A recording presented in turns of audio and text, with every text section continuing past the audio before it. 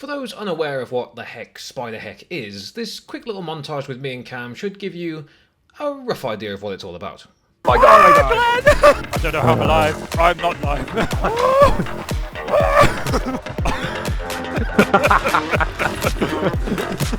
Yeah, so it's just kind of bat crazy.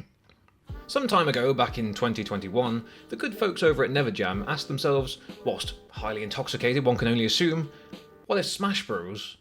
And Spider? To which the team's reply can only have been a unanimous yes. You might see the artwork or perhaps a screenshot of the game and think little of it. I certainly did. While scrolling through the recently added games on Game Pass one month, I vaguely recall seeing this image, briefly wondering, what the hell is that? And swiftly moving on to playing something more normal looking. Like many things in my life, that was a mistake. Because Spiderheck is awesome. I mean, just look at this. I'm a spider and I have a lightsaber. I didn't activate it. Oh. So what changed my mind? Why did I end up revisiting this bizarre looking game art? Well, rather boringly, it was thanks to some YouTubers I watch. They were playing the game, laughing hysterically the whole time, and I was just like, wow, they're really having a lot of fun with this, aren't they? I wish I was having fun. Why can't I have fun? Why does my life suck? Wait, didn't I see this on... So, I somehow convinced 3 of my friends to actually download the thing and give it a try with me. Much like myself, they too were sceptical at first, but it was only a few moments before we were all well and truly drawn into the arcadey madness that is this quirky little indie game. Then of course I decided I'd make a script on it, roped in Cam, and well... What the fuck is going on?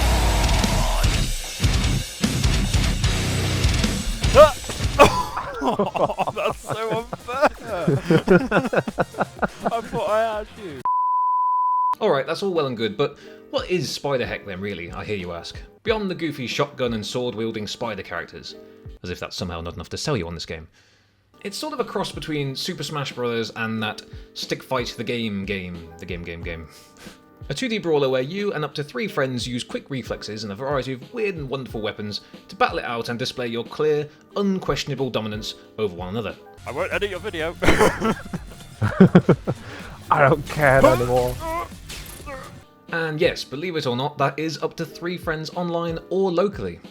This, my children, is what we grown-ups used to call couch co-op, or local split screen, or actually being able to socialise on a game with your friends in person. It is kind of sad that that has now become a novelty, isn't it? Hey everybody, an old man's talking! It's even got crossplay between PC and Xbox, which is how me and Cam played. Some major AAA games still don't have that support, so, you know, credit where credit is due. From the moment I hopped into the menu screen, I knew this was going to be a unique experience. You see, rather than just giving you a boring old screen with some text options to click through, Spiderheck's menu is like a little mini hub for you to explore.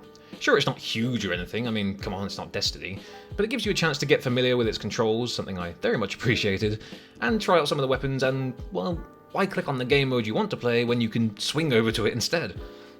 Come on, Spider-Man, where's your swingy menu? Even when you're waiting in a lobby for friends to join you, it again puts you in this little physical space you can move around and interact with. It's not just some glorified pause menu with your friends' names slowly popping up. It seems like a small thing, but it does make a difference. I mean, just look at the fun we're having here. Look at us, waving those little flares around. See how much fun we're having? They're adorable, look at them! Look at them! Okay, let's now talk about the actual gameplay and all that good stuff. The objective is simple. You each have 1 life per round. If you're the last one standing at the end of the round, you get a point. First one to reach however many points you choose when you started the game wins. Simple enough, right? So how does the combat or the movement feel in this game? Well, as the title of the video suggests, it's just pure chaos. But importantly, you can quickly manipulate it into controlled chaos once you get the hang of it. Web swinging is fast and responsive. The physics make it easy for you to fling yourself into oblivion every now and then, but it's also immensely satisfying when you execute the perfect maneuver, often by chance in my case, narrowly brushing with death and regaining the advantage. Oh! Even picking up weapons is kind of satisfying.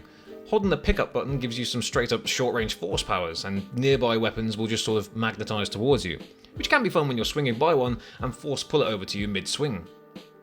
Much like Smash Bros, there are plenty of weird and wonderful items to pick up and mess around with, and part of the fun when you first try the game is discovering just what the hell they all do, like this crossbow looking thing that, well, doesn't shoot crossbow bolts, and whatever the heck this thing is supposed to be.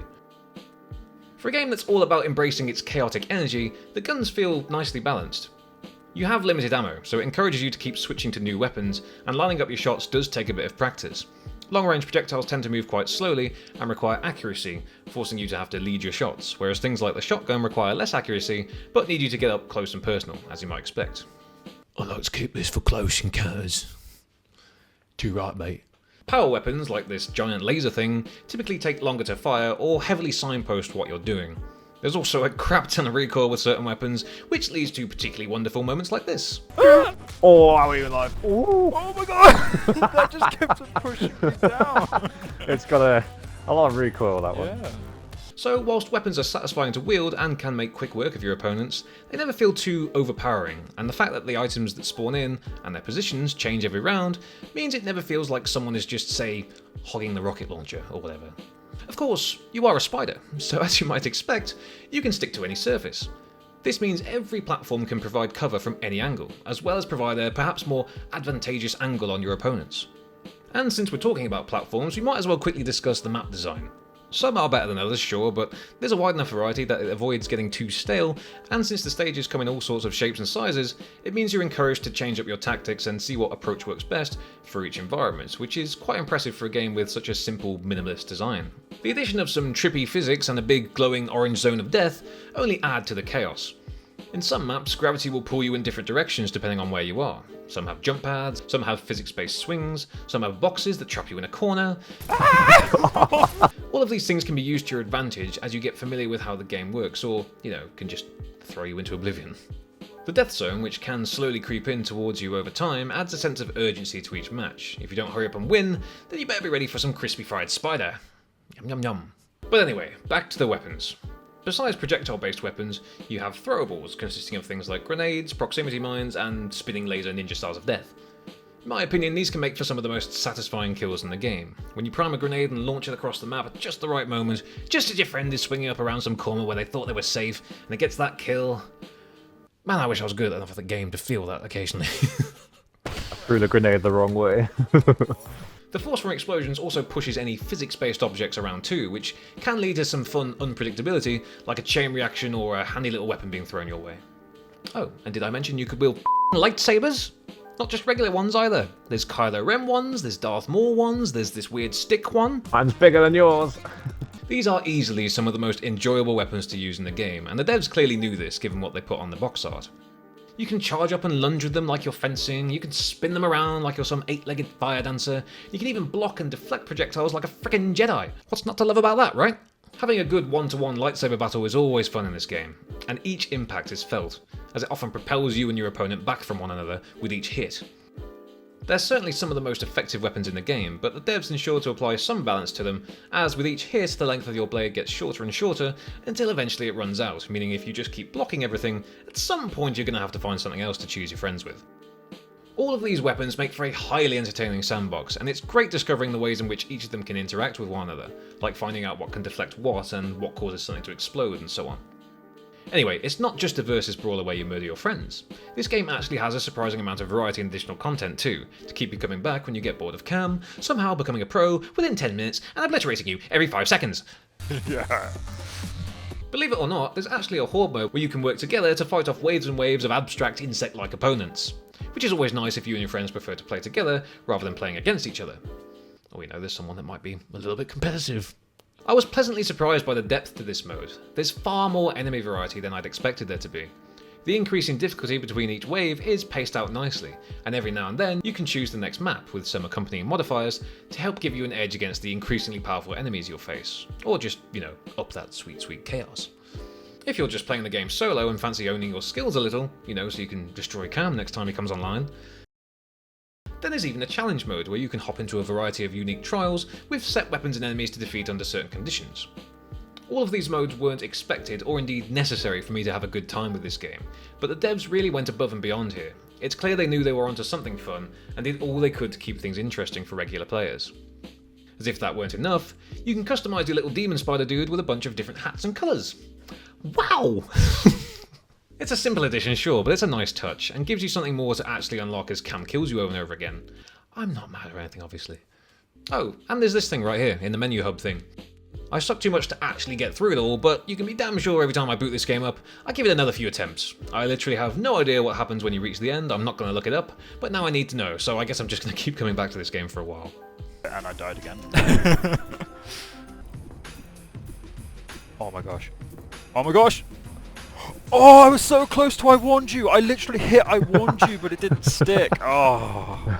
I can't conclude this video without at least acknowledging the game's soundtrack. In short, it slaps. Hard.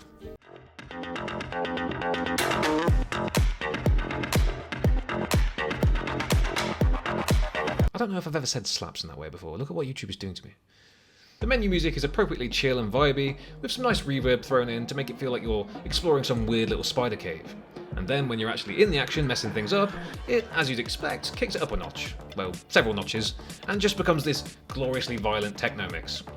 There's quite a few tracks as you go between levels, and there wasn't one that I didn't bounce along to while swinging around and shooting things, so kudos to the composer. All in all, Spiderheck is a great time, and it's super easy to just pick up and play. It's an ideal party game and makes for a perfect warm-up at the start of an online session with your friends, or indeed a nice little dessert at the end of a long night of, I don't know, COD Warzone or something. I can only tip my hat to the devs and congratulate them, not just on going above and beyond and executing this whole thing damn near perfectly, but also for just being weird enough to come up with such a batshit crazy idea in the first place. Whack! Whack! I died! No! Outro time, yay! That's what it says. Cam's left a little note for me in the script saying you can do it, believe in you. So there you have it. There's my review on good old Spiderheck. I was just trying to, shout out a nice little indie game that I enjoyed. Again, I didn't pay any money for it. I got it on Game Pass, but that's why Game Pass is cool, because you can try all these weird little indie titles that you might not otherwise try. So if you've got it, try it out. If you haven't got it, maybe just pay £1 or whatever it is for the Game Pass deal thing at the moment, and give it a go yourself with some friends, because it's a good time. Get drunk, play some Spiderheck. Why not? So yeah, we're going to do a few more videos where we kind of talk about these smaller games. I know they're probably not going to get the traction that the sort of big AAA titles or the topical or the hot topics are going to get, But I think it's important to shout out some of these little indie games now and again. I think a lot of them go under the radar of a lot of people that would actually enjoy them. They just don't have the big marketing push or anything like that that obviously the big AAA games with the big budgets do. So it's always nice just to kind of give them a bit of a shout out, and I mean, we're a small channel. It's not like loads of people are going to watch this and then go out and get Spiderheck. But even if it's just a couple people and it just boosts their SEO or helps with the algorithm for their searches or their game or whatever, I don't know what I'm saying anymore.